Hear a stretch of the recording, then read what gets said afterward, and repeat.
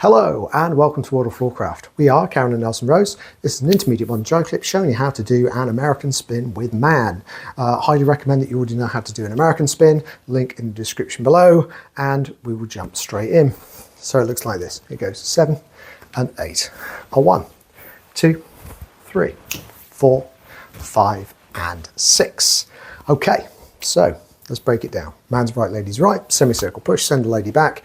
We are going to bring the hand up just as we would for a normal American spin. As we push through to spin the lady, guys, you want to start giving yourself almost a little bit of a head start on the lady. So you start to turn left, send the lady into the spin, get your left hand around nice and early to make sure that it gets there before the lady, catch, lower and back, return, and you're back to normal American spin territory.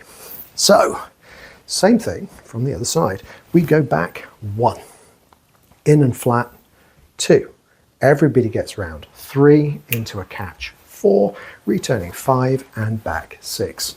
So let's try it together. Here we go. Right to right, 5, 6, American spin with man. We go a back, prepare, spin, catch, return, and you're done. That's it. Do check out the link to the music video for a tune to dances to.